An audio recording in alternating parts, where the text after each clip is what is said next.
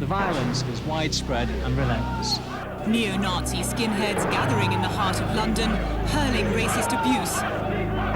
Across Europe we have seen the rise of extreme right-wing groups promoting violence against refugees and black people, convenient scapegoats in a time of major social and economic change. Whilst the situation in Germany has become familiar news, racism in Britain has also been on the rise. British workers, British jobs and British housing, British workers, British jobs and British housing, British workers. In Scotland we have seen an increase in racism as grown social problems are blamed upon the black population. Everything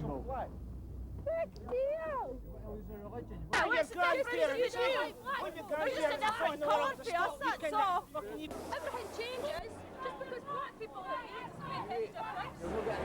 Black and white, united fight! Smash the free! Black and white, united fight! Smash the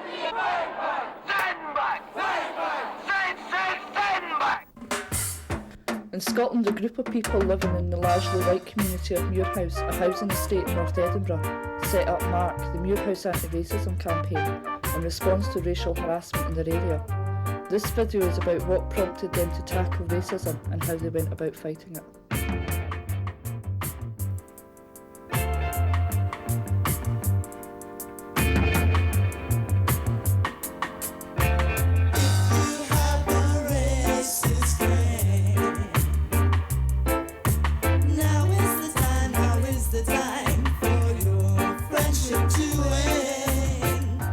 I thought it was important because I was bringing a kid up in the area, and when I saw what the BNP members were capable living up the back from us, the racist graffiti and the racist chants in the street, I felt it was important because I didn't want to bring my son up in an area like that. When he would get older and maybe become involved with them, I wanted them out of the area, and so it was really important to become involved.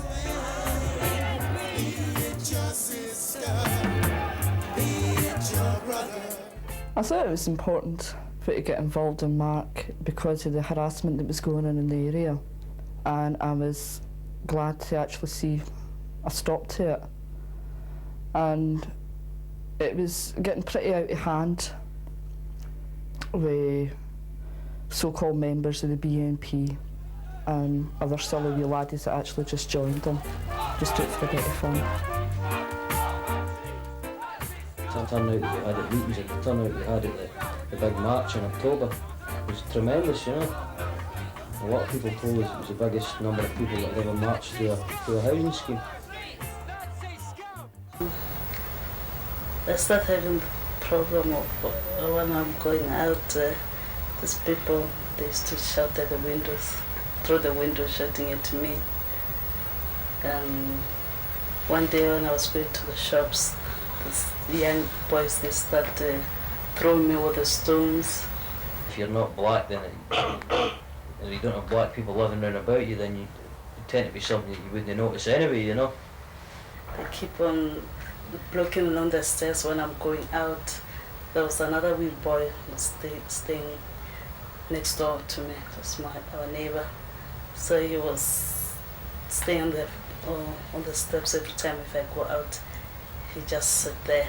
He used to greet me. I used to say hello to him. I used to say hello. He used to play with Tony. So since that thing started, he started changing, not talking to me, not greeting me, just call some other wee boys to stay in the stairs so that they cannot pass. I was in the kitchen cooking, then I saw some guys, about 4 guys outside. They were painting in the carpet. Then I called Chris. I said, Chris, I can see some people there. I don't know what they are riding. It was dark, wasn't it? It was dark. It was around 10, 11. I couldn't see what it was until the next day, that it was racist graffiti. The graffiti was obviously aimed towards us because it was written so that when you read it, it was the right way up. So. Suddenly we were confronted with this graffiti and stuff, and we found out that black neighbours had been suffering this for quite a long time before it actually came out in the open.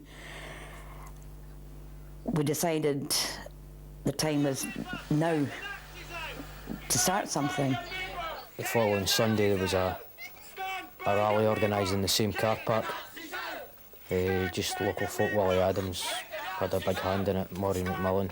So I found it very supportive because if you don't know that many people in the area, you begin to think, well, people might not be bothered, maybe they're not interested, So I found it very supportive, that people came out in such numbers. Unless you're black, you can't fully appreciate, what sort of pressure you're under, And these guys looked fairly menacing.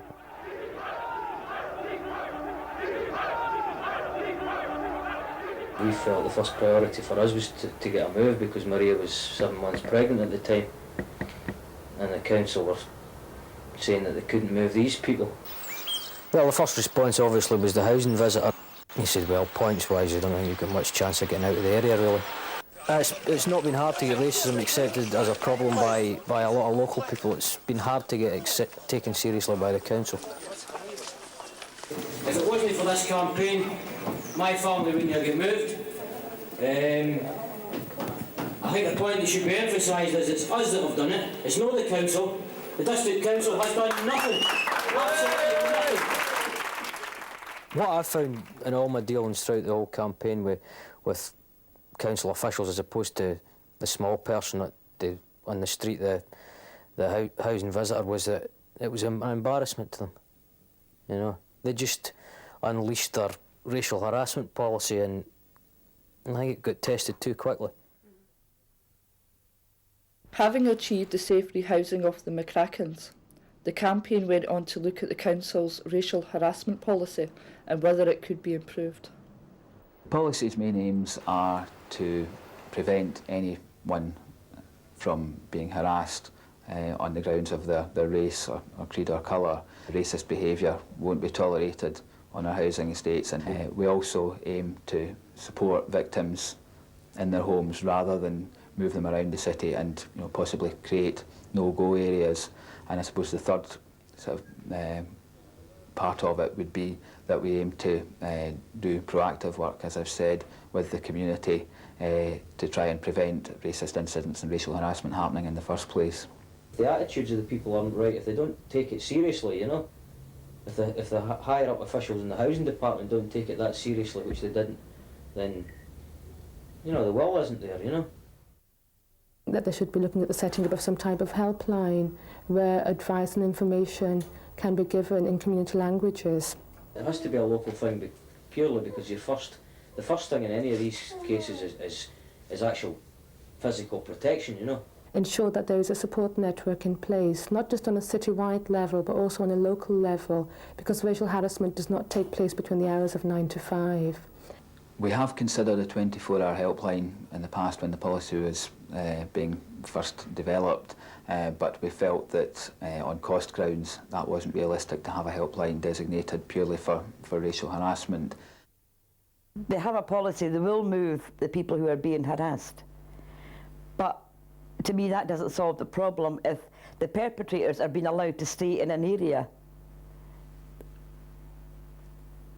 The victim may be moved out, but the community are being left with people like this in their area. My immediate and the first reaction is to get out of the trouble, and you like to leave that place. I think this kind of attitude should be stopped, and that can only happen if district council can set up certain more examples of evicting people who are harassing black people. And it all seems to be pandering to the perpetrator of racism. If that is seen to be the case, then it would be the opposite of the message that we would hope that to give the community, the opposite of what the policy actually sets out to do. There's no point in just having a racial harassment policy that runs to however many pages it is. People don't read these things. They've actually got to actively, if you like, single out black families and approach them and say, look, we're here. They should go round, they should send their housing visitors round and specifically bring these issues up. To have some sort of concerted campaign on housing estates to show people this is what the policy says. If you racially harass somebody or whatever, or if you perpetrate violence against a black family, then under these conditions you will have to vacate your house. I don't think there should be any loss, financial loss for moving, and I was at a big financial loss for moving. On cost grounds and on the grounds of setting a precedent, it's not something that we could undertake to do to meet removal expenses in every case of racial harassment. The Muirhouse anti-racism campaign would like the Council to show its commitment to improving the policy's effectiveness by taking the following points into account.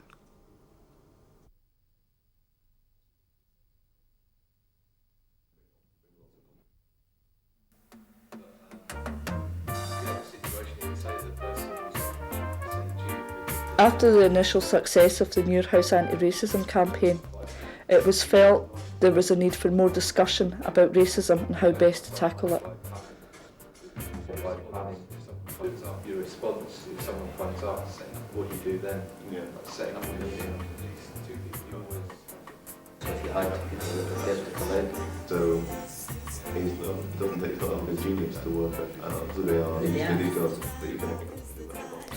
Mark is now involved in ongoing development of anti-racist education, both for its own members and with various community and school groups.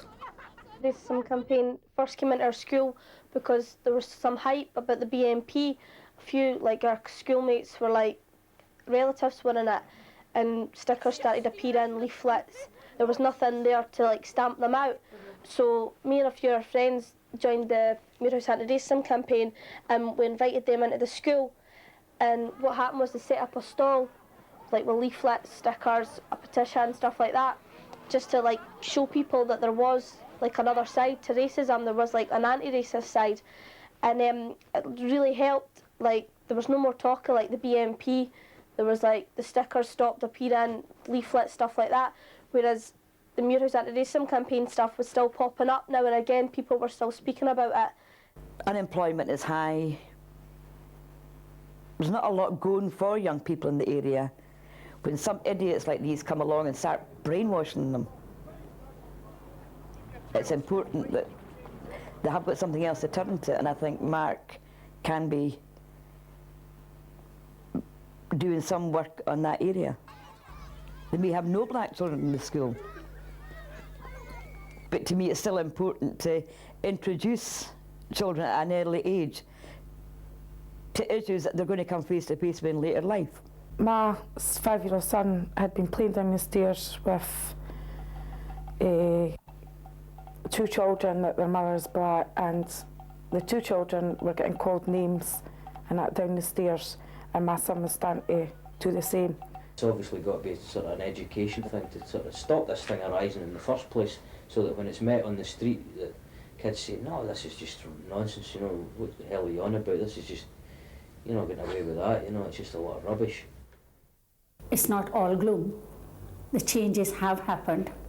There was a time, about 16 years back, where the moment I talked about the word racism, people raised their eyebrows, and even local authorities were trying to say, oh, it happened somewhere else. It's not Scottish problem.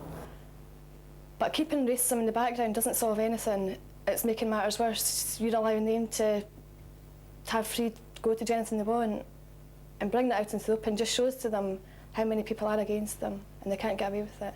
If we put ourselves out in a limb in Muirhouse and we found there was no support, then obviously that would have been sort of a feather in the cap to the racists. It would have given them encouragement to just carry on, you know. If we put up with what was getting put up, you know, neighbours were getting slung at them. If we had put up with that, it was dividing the community, and it was breaking up the community, so it was going to affect everybody's life. The most important thing is possible in a community where these sort of hardcore racists who are actually members of racist parties, like the BNP, where they do organise, it's possible to sort them out. And hopefully people in other areas that are facing the same problems will maybe look at us, not actually as a role model, but just turn around and say, well look, they came for the same kind of area that we're living in, they can do it, so we'll do it as well.